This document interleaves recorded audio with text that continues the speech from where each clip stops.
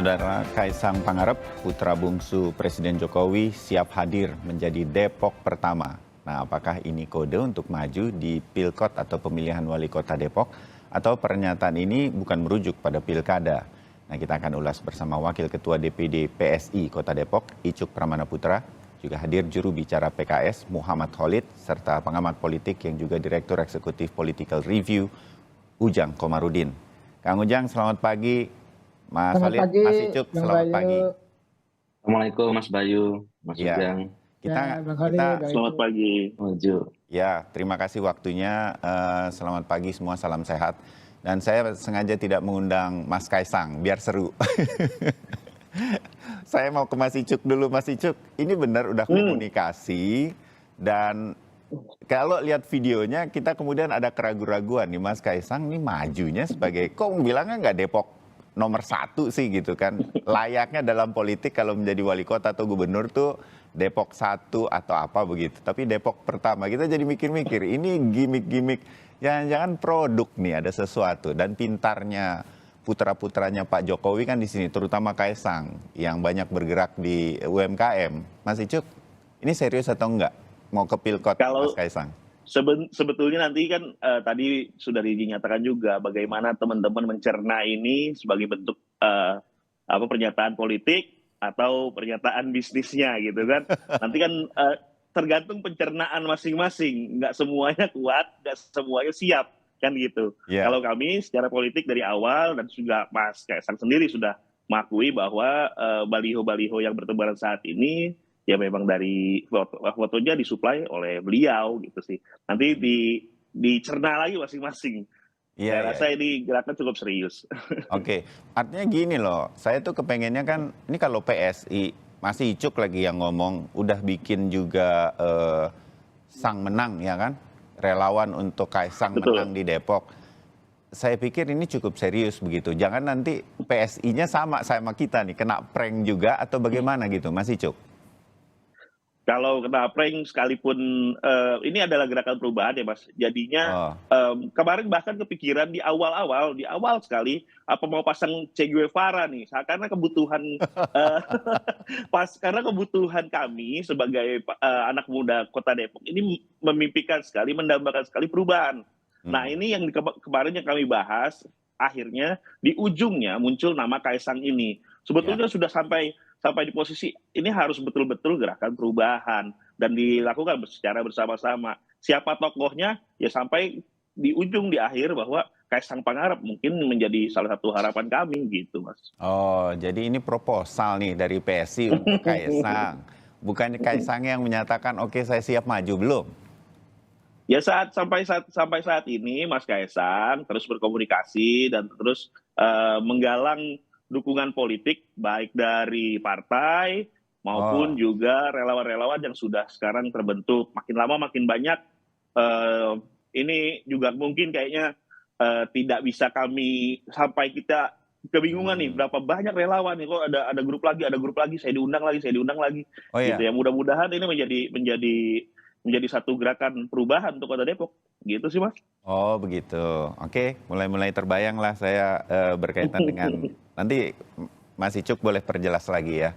Saya ke Mas Khalid dulu. Mas Khalid, kalau bicara Kota Depok nggak mungkin kita nggak kemudian ngundang PKS gitu kan. Karena sejak 2005 ya Pak Nur Mahmudi Ismail kemudian memimpin Depok, nggak terkalahkan nih PKS begitu. Maka kemudian kalau ada nama baru di luar PKS, ini tentu apa ya namanya, ini lawan dari PKS dan PKS selama ini mampu menang terus di Depok. Nah ini munculnya nama-nama lepas dari serius atau tidak serius kita belakangin dulu, tetapi kemungkinan 2024 nih kayaknya bakal ada nama baru yang mungkin saja membuat PKS harus bekerja keras, agak ekstra keras. Mungkin kan itu terjadi.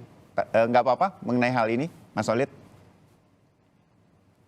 Bagi kami, lawan dalam pemilu, dalam pilkada, dalam pilpres, itu adalah teman dalam berdemokrasi. Ya. Jadi, ya, lawan, ya, kompetitor, dan sebagainya itu sangat bagus buat demokrasi. Sehingga demokrasi justru semakin banyak pilihan, semakin baik. Jadi kita menginginkan demokrasi itu sehat, fair, ya, dan insya Allah PKS akan siap berkompetisi ya dengan apa yang diusulkan oleh teman-teman tadi. Kita sudah fokus ya dengan janji-janji politik kami. Jadi buat PKS, apakah putra presiden atau bukan putra presiden hadir di kota Depok, itu bukan hal yang menjadi concern utama, tapi bagi PKS saat ini adalah bagaimana kepercayaan dari warga Depok itu tertunaikan dengan baik. Ya, kami ingin selalu mendengar aspirasi, perbaikan, masukan dari warga Depok. Tentu capaian-capaian selama 4 periode itu bukan hal yang mudah untuk kita raih dan kita rawat. Itu adalah kepercayaan yang sangat besar dari warga Kota Depok.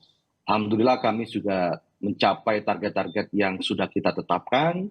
Ya, Kota Depok menjadi 5 terbaik di kota Indonesia dalam pencapaian pengentasan kemiskinan.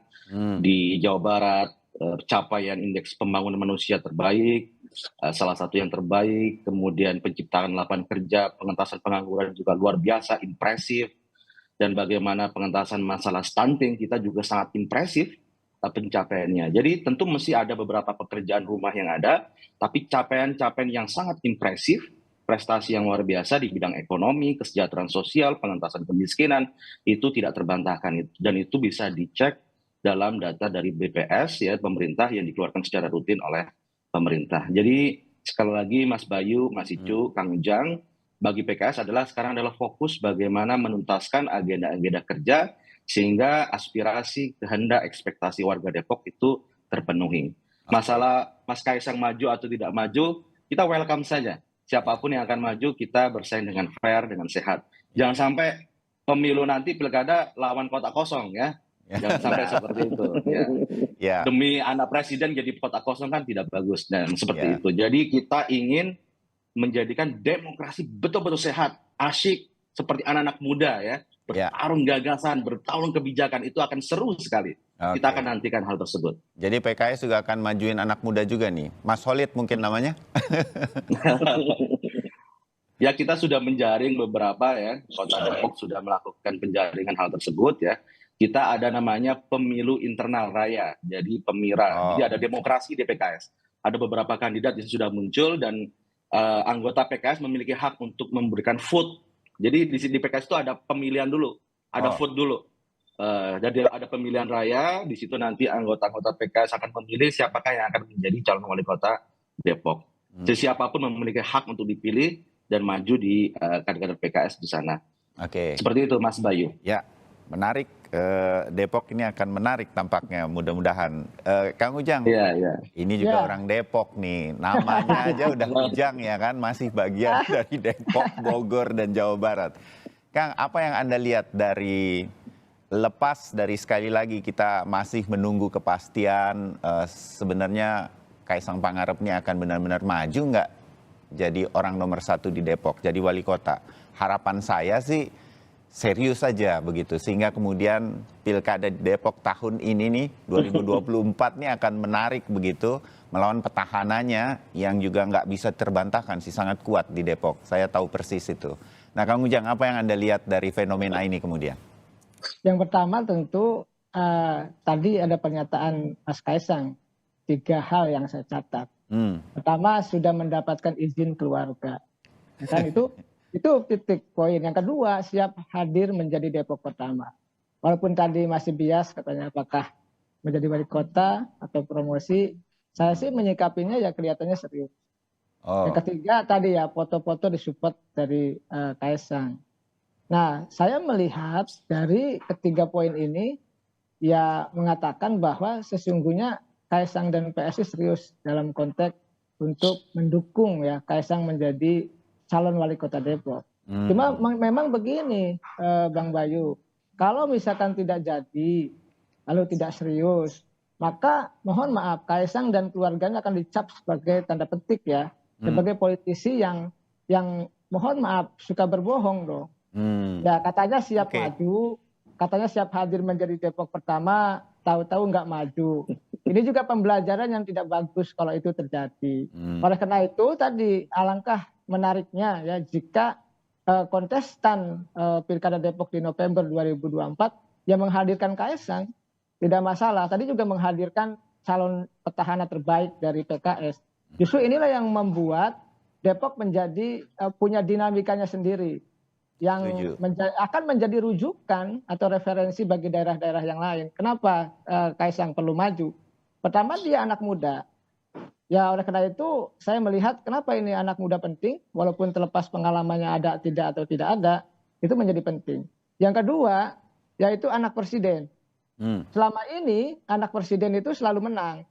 Kalau Pak Jokowinya masih menjadi presiden, katakanlah Gibran di Solo menang, lalu Pak Bobi di Medan menang. Nah yang menarik di Depok ini ketika nanti pilkada diselenggarakan, dilaksanakan di November 2024, Pak Jokowi iya sudah tidak jadi presiden lagi karena sudah selesai per 20 Oktober. Saya sering mengatakan ke teman-teman. Halo Kang Ujang.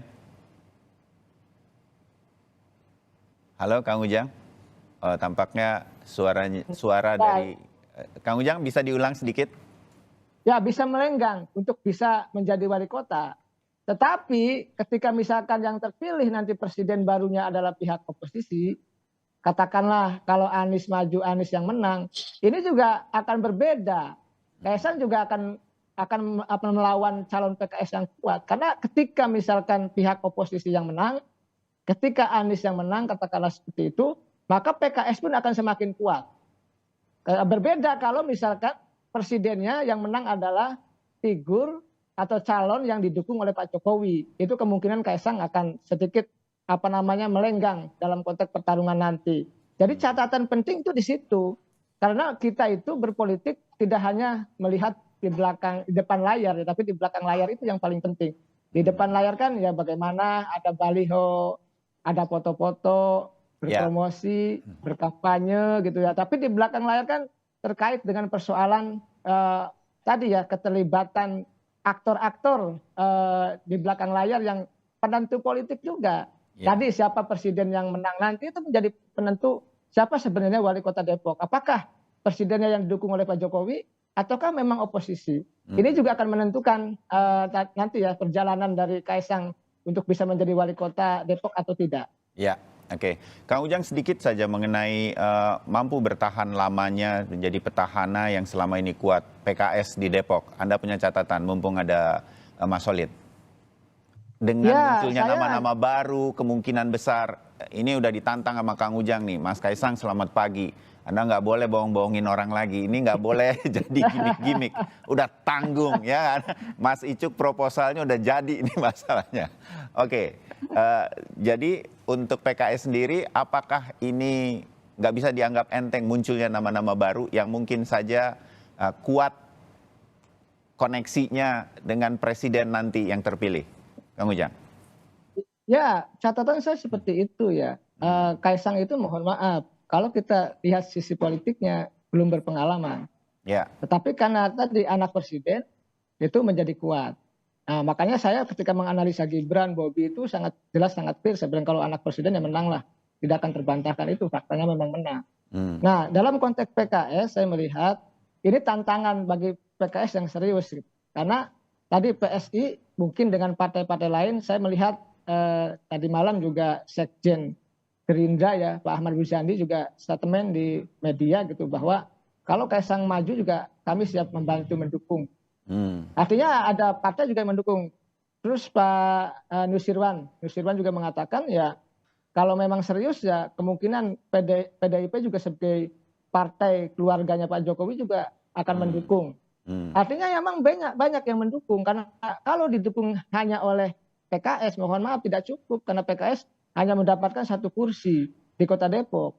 Jadi memang PSI mohon maaf PSI hanya 1 kursi. Jadi butuh 9 kursi lagi untuk bisa menggenapkan sebagai calon wali kota Depok untuk mengusung Kaesang. Nah catatan saya ketika PKS itu sangat kuat, maka ya pertarungan yang sebanding adalah menghadirkan calon yang kuat pula. Nah inilah Kaesang ini dianggap sebagai calon yang kuat karena dianggap sebagai anaknya presiden ataupun tadi punya kekuatan di luar dari pribadi Kaisang itu sendiri. Seperti itu, Mas Bayu. Oke, Mas Solid, berarti ini kalau jadi nih, kalau kan kita agak berandai-andai pagi hari ini, mohon maaf begitu, harus punya persiapan yang matang juga ini PKS. Sudah siap? Ya tentu ya. Semuanya harus siap, dan PKS ini kan wali kota dan wakil wali kotanya adalah kader dan anggota kita, sehingga tugas yang paling penting buat kader PKS adalah bagaimana menuntaskan kinerjanya itu harus impresif dan bisa memenuhi ekspektasi warga. Dan itu yang menjadi challenge atau tantangan bagi kami. Sehingga apakah nanti Mas Kaisang jadi maju atau tidak, itu bukan menjadi sebuah variabel yang sangat penting, tapi bagi PKS adalah bagaimana menuntaskan agenda-agenda perbaikan, agenda pembangunan di Kota Depok. Karena itulah ujian dari seorang petahana. Ketika petahana itu bisa memimpin dengan baik, memiliki legacy yang bagus, maka rakyat akan merasakan hal tersebut. Dan insya Allah pengalaman 4 periode kami berjuang memimpin Kota Depok itu memberikan sebuah pelajaran yang sangat berharga. Bagaimana kerja-kerja itu harus dirasakan secara langsung, bukan hanya secara pencitraan, tapi dirasakan secara langsung oleh masyarakat. Tentu kami sangat terbuka dengan masukan-masukan warga, pekerjaan-pekerjaan rumah yang masih ada. Tentu kami juga akan terus melakukan perbaikan-perbaikan, dan capaian-capaian yang kita lakukan juga tidak mudah gitu ya. Banyak hal-hal yang bisa kita sampaikan di kinerja-kinerja kepemimpinan PKS yang bisa diakui secara empiris, secara luas oleh masyarakat dan bahkan oleh pemerintah pusat. Dan capaian-capaian inilah yang ingin terus kita tingkatkan. Misal pengentasan kemiskinan kita masuk 5 besar. Maka di target berikutnya kita, Kota Depok, ingin menjadi yang pertama terbaik di Indonesia dalam pengentasan kemiskinan. Saat ini kita masuk di 5 besar. Dan bagaimana IPM juga sama, pengentasan pengangguran juga sama. Karena disinilah masalah ekonomi, harga-harga kebutuhan pokok, lapangan pekerjaan, kewirausahaan, kemudian bagaimana mengentaskan masalah stunting, kesehatan. Karena itulah real. Kita kalau sudah masuk dalam politik how to govern, bagaimana mengelola pemerintahan, itu sudah masuk ke wilayah real, Mas Bayu. Karena bagaimana warga itu makan, warga itu dapat kerja, yang miskin itu bisa sekolah, dapat beasiswa, sejahtera, dan sebagainya itu. Dan itulah tantangan yang utama dari seorang petahana. Dan insya Allah ketika capaian itu sudah kita lakukan dengan baik, kami akan confidence, aspirasi, ekspektasi, dan harapan rakyat warga Depok akan disampaikan, akan dititipkan kembali kepada kader-kader kita. Mas Icuk, sedikit saja. Saya kembali ke keseriusan dari Kaisang ini untuk maju. Sudah sampai sejauh mana komunikasinya? Tadi catatan menarik dari Kang Ujang, kalau ini gimmick, harus jadi gimmick yang serius gitu, nggak boleh batal nih, karena akan jadi catatan buat Mas Kaisangnya sendiri. Mas Icuk, Anda dengan PSI di Depok setuju dong dengan ulasannya Kang Ujang tadi? Setuju, kami juga sudah menyiapkan. Tadi kami juga kemarin kami menyiapkan relawan lagi untuk membentuk simpul-simpul di 11 kecamatan Kota Depok. Jadi mudah-mudahan saat Mas Kaisang turun sudah siap tuh teman-teman untuk mendampingi beliau gitu. Kalau tadi belum ada pengalaman politik, ya ini teman-teman di 11 kecamatan ini akan berkontribusi memberikan masukan dan arahan apa saja yang masih kurang selama kepemimpinan teman-teman PKS gitu. Mungkin kan bisa di-share juga gitu kan. Baik. Saya akan lanjutkan di bagian kedua berkaitan dengan Pilkada di Depok, dengan adanya kemungkinan Kaisang masuk, tapi kita pengen tahu partainya mana. PSI pasti menjadi salah satu pendukungnya, dan bagaimana apa yang kemudian harus diperhatikan oleh PKS sebagai petahana terkuat di Depok sampai selama ini. Nah, nanti Kang Ujang juga punya ulasannya. Kami segera kembali untuk bagian kedua. Saudara, kami lanjutkan perbincangan kita berkaitan dengan akan majukah Kaisang Pangarep di pemilihan wali kota Depok pada 2024 mendatang. Masih ada Icuk Pramana Putra. Saya menyebutnya biar mudah jubir PSI. Sebetulnya juga wakil ketua DPD PSI di Depok, Muhammad Khalid, jubir PKS, dan Ujang Komarudin, analis politik. Kang Ujang, kalau tadi ini saya mau sedikit bicara mengenai Depok. Selamat pagi lah warga Depok dan sekitarnya gitu. Karena Kang Ujang juga orang Depok, saya tahu. Jadi Kan selama ini PKS sudah menguasai Kota Depok. Catatan-catatannya impresif tadi disebutkan oleh Mas Solid begitu. Kang Ujang sendiri, Anda melihat ini akan menjadi penting dengan hadirnya karakter tokoh muda, pembaruan. Ini juga menjadi salah satu gebrakan di dalam sebuah pilkada kan. Nah, hal semacam ini mana yang akan dilihat oleh warga Depok terutama ketika nanti pilkada ini? Hampir nggak pernah kayaknya ada nama-nama yang begitu terdengar, nama-nama yang begitu highlight begitu. Kaisang menjadi salah satu warna nih menurut saya. Kalau dia betul-betul serius, Mas Kaisang harus serius ini. Saya bolak-balik nih dari tadi menyampaikan ujaran dari Kang Ujang begitu. Nah, Anda melihatnya ini akan menjadi perhatiankah prestasi dan kemudian tokoh muda pembaruan, walaupun wali kota di setiap tempat pasti juga punya catatan lebih dan kurang itu pasti. Kang Ujang. Ya, kan begini. Di politik itu ibaratnya Kaisang katakanlah dengan ya calon PKS nanti, ya itu kan seperti bejana yang berbeda. Ya. Jadi katakanlah kalau Kaisang bejana A, PKS ya atau kandidat dari PKS nanti siapapun yang diusung itu bejana B gitu. Nah, ini menentukan. Artinya ketika misalkan PKS atau calon dari PKS itu bejana B tadi itu berprestasi bagus ya, dianggap sukses dalam memimpin Depok, maka peluang untuk bisa menang juga tinggi. Yeah. Gitu. Begitu juga sebaliknya, kalau sekarang atau incumbent ya yang gagal ya atau dianggap gagal, mohon maaf, dianggap tidak berprestasi, dianggap tidak sukses, mengecewakan masyarakat Depok begitu. Nah, ini akan menjadi peluang bagi Kaisang dengan bejana yang lain tadi atau bejana B saya sebutkan. Jadi tergantung peluangnya itu tergantung apakah memang PKS mampu menghadirkan prestasi-prestasi yang membanggakan sehingga warga Depok itu masih simpatik kepada PKS. Nah, kalau itu tidak bisa diraih, kalau itu tidak bisa didapatkan, ya maka kemungkinan yang hadir yang ada adalah yang kecewa. Nah, kekecewaan itu ya kemungkinan besar akan pindah ke bejana B gitu loh. Bejana A, mohon maaf, bejana A yaitu Kaisang ataupun ke kandidat yang lain. Nah, oleh karena itu ya pilihannya tadi sudah disampaikan oleh Bang Holid ya mesti impresif, mesti katakanlah kalau saya bahasanya mesti sukses, mesti berprestasi, ya mesti unggul.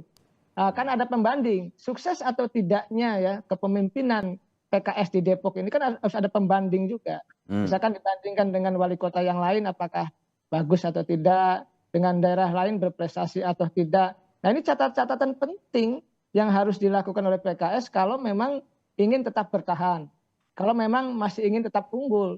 Tetapi kalau banyak mengecewakan, masyarakat Depok misalkan banyak susahnya, misal gitu ya Bang Holid, ya itu ya suka tidak suka, senang tidak senang akan berbalik arah, akan mencari figur lain yang bisa dianggap memperjuangkan aspirasi masyarakat Depok. Catatan saya sederhana seperti itu Bang Bayu. Ya, oke. Mas Icuk, Anda melihat sosok Kaisang yang akan terus didekati oleh PSI ini akan mampu membuat warga di Depok untuk beralih dari catatan prestasi yang sudah dibuat oleh PKS selama sekian tahun? Sebenarnya begini Mas, aku juga mau mensoroti terkait tadi capaian-capaian ekonomi yang didapat oleh warga Depok, bukan oleh wali kota Depok sebenarnya. Jadi wali kota Depok, kita lihat variabelnya nanti, karena itu harus dibuktikan juga secara ilmiah. Apakah variabel kinerja wali kota Depok mempengaruhi pendapatan warga kota Depok secara ekonomi. Saya rasa kita tahu semua ya, Depok itu kota satelit pendukung kota Jakarta. Dan sebagian besar warga kota Depok bergantung sama Jakarta. Jadi kalau misalnya tadi disebut kemajuan ekonomi yang didapat oleh warga Depok, saya rasa program-program dari wali kota saya rasa nggak ada yang menyentuh ke situ ya.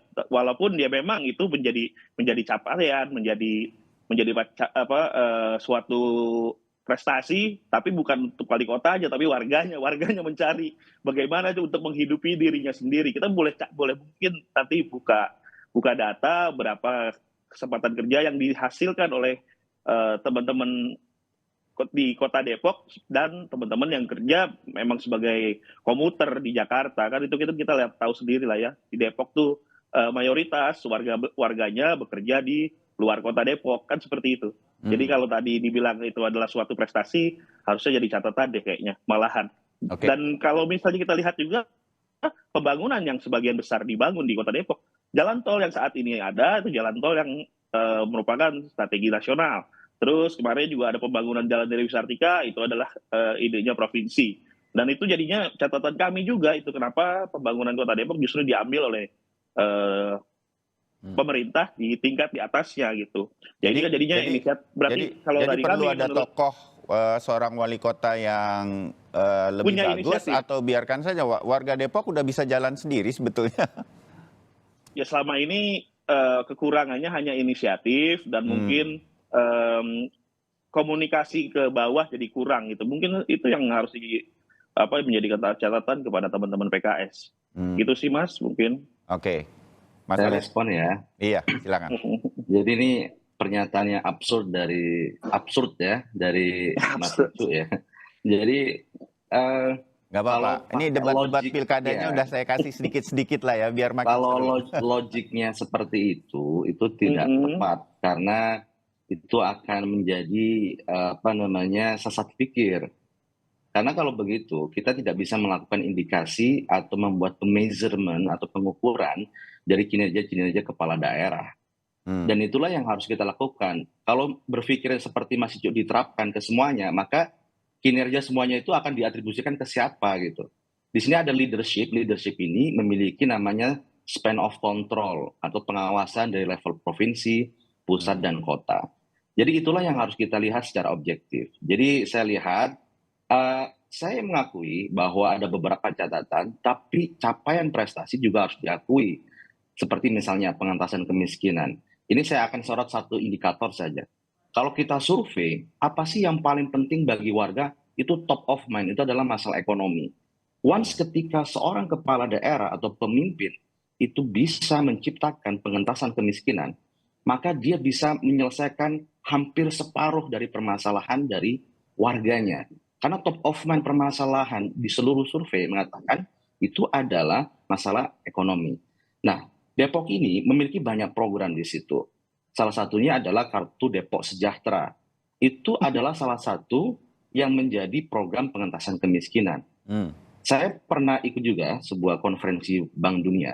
Depok itu salah satu program pengentasan kemiskinannya itu menjadi best practices yang ditawarkan menjadi contoh di pertemuan di konferensi tersebut. Salah satunya adalah masalah santunan kematian. Itu adalah one of the best program yang inovatif dan menjadi benchmark di sana.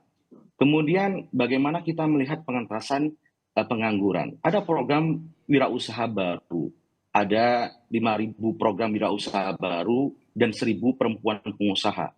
Dan ini adalah program inovatif, kreatif yang baru diterapkan ketika kepemimpinan PKS ini berjalan. Jadi ada dorongan-dorongan program di sini. Kalau disebut autopilot, ya, data-data pertumbuhan ekonomi, pengentasan kemiskinan, ini bisa rusak nih indikator-indikator ini. Kepala daerah dibilang autopilot semua gitu kan, bukan hanya Depok gitu kan. Dan ini tidak seperti itu cara menilainya. Jadi ada indikasi-indikasi yang bisa kita lihat, kita ukur, dan kita bahas secara objektif. Wah ini karena warganya. Kalau begitu ngapain ada pemimpin kalau begitu? Bagaimana kita menilai seorang pemimpin, leadership seorang pemimpin? Ya dari kinerja-kinerja yang bisa diukur. Ini disebut dengan technocratic leadership, kepemimpinan yang bisa diukur secara ilmiah dan rasional. Ada juga kepemimpinan yang diukur secara emosional.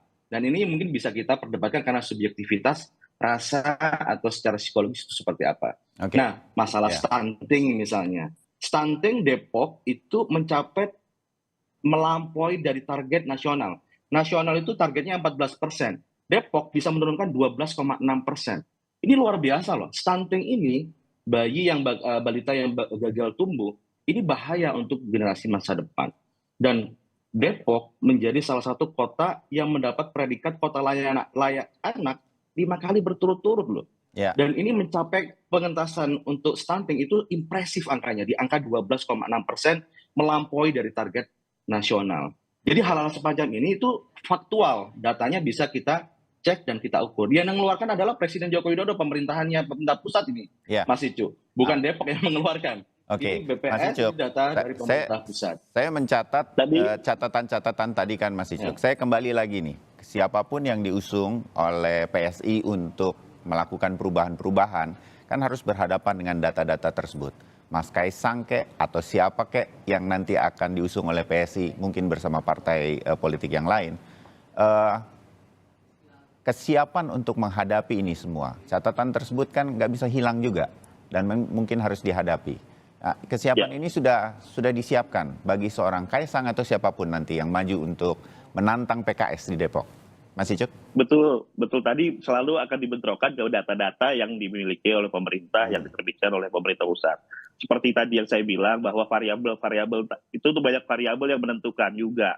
Apakah, kan pertanyaannya ini bukan asumsi saya bertanya, apakah menurut warga Depok, teman-teman yang di PKS, apakah variabel kinerja Bapak Wali Kota mempengaruhi sangat gitu, besar mempengaruhi atas capaian-capaian tersebut, atau jangan gitu kan, bisa jadi salah, bisa jadi benar, jangan-jangan kinerja ini ya ternyata kinerja bareng-bareng gitu, nggak hanya kinerja wali kotanya saja begitu. Dalam artian tidak mengecilkan juga bahwa ada kinerja dari Bapak Wali Kota, jelas dong. Ada tugasnya, kalau nggak ada kan ngapain kita angkat dia jadi wali kota toh?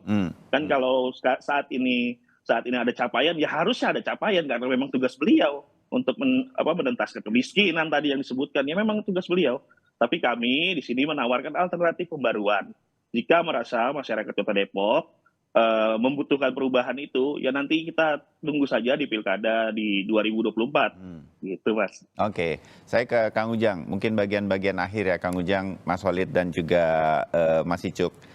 Menarik untuk menunggu siapa yang akan berani menantang petahana di PKS di Depok, ya kan Kang Ujang? Kalaupun itu Kaisang, dia harus sangat siap melawan data-data yang sudah disiapkan oleh PKS sebagai petahana selama sekian lama. Apalagi catatan Kang Ujang, dan juga siapa partai politik yang nanti harus secara resmi, ini kita belum dengar nih, dari PSI pun belum resmi, PDI Perjuangan juga masih, ya kalau perlu daftar dulu katanya, jadi belum tahu kita nih, Mas Kaisang maju dari partai apa, catatan Kang Ujang? Ya, PDIP sudah mengkonfirmasi nantilah katanya setelah pelaksanaan Pilpres dan Pileg gitu kan, karena pilkadanya kan di November katanya. Dan di PDIP kan sudah ada aturan, satu keluarga tidak boleh beda partai. Iya. Dan itu pasti akan dipecat, sama seperti kejadian di Maluku gitu kan. Betul. Ya, suami dengan istrinya berbeda maka dipecatlah di PDIP. Nah, oleh karena itu suatu kasus yang nyata, ya makanya kita tunggu nanti komposisi atau dukungan itu muncul dari mana. Saya sih melihat ya kemungkinan kalau Pak Jokowinya, bukan kemungkinan, memang Pak Jokowi kader PDIP, lalu Gibran juga kader PDIP, kelihatannya dorongan arah dukungan itu ya bisa disematkan kepada PDIP. Karena kalau kita berkaca pada pemilu kemarin 2019, komposisi PDIP adalah 10 kursi. Sudah bisa mengusung sendiri Kaisang. Sedangkan kalau kita mengusulkan dari PSI hanya 1 kursi. Butuh 9 kursi yang lain. Oleh karena itu Gerindra sudah mengatakan kalau Mas Kaisang mau maju katanya ya dengan senang dan gembira akan mendukung. Cuma catatan saya Gerindra ini kan tergantung. Kalau Pak Prabowo-nya maju lalu berhadapan misalkan dengan Ganjar, sedangkan Pak Jokowinya ada di pihak Ganjar, ini kan menjadi persoalan sendiri. Iya, tapi PKS sudah sering dikeroyok berapa kursi di DPRD, tapi menang terus. yang terakhir cuma 17 kursi, 2 atau 3 kali lipat, tapi berhasil menang juga, Kang Ujang. Ya, nanti juga kan ada pergeseran dalam konteks politik. Ya kan, sekarang eranya juga era anak muda. Oleh karena itu kemunculan Kaisang ini juga tidak bisa dianggap remeh. Dan ini juga harus dianggap sebagai calon yang kuat. Intinya siapapun yang maju, Kaisang apapun yang lain, itu harus menjadi lawan yang berat bagi PKS. Karena sekali lengah ya kemungkinan bisa kalah.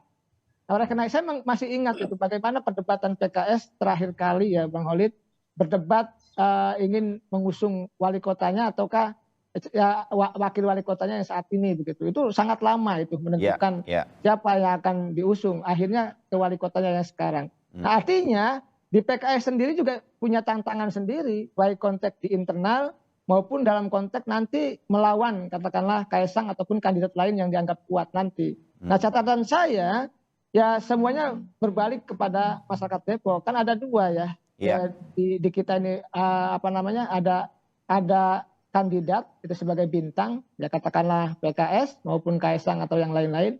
Lalu juga ada penentu yaitu pemilih. Iya. Warga Depok ya penentunya ini pemilihnya warga Depok. Tadi tingkat kesukaan warga Depok itu juga menentukan.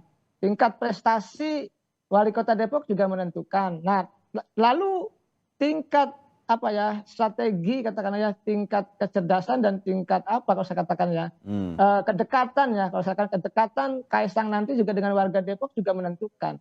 Bukan hanya dekat, bahkan ya harus menunjukkan kehebatan Kaisang juga menentukan. Oleh karena itu soal nanti apakah kalkulasi partainya yang mendukung siapa ya memang saat ini masih belum jelas. Tapi saya melihatnya kalau konstruksi aturan di PTIP kemungkinan akan didukung oleh PDIP, baru PSI akan membantu mendukung itu. Karena kemarin PDIP marah sekali ketika misalkan PSI mengatakan ya PSI yang pertama mendukung itu nggak bisa. Karena kami keluarga Pak Jokowi dan kami kursi kami lebih banyak begitu. Iya, oke.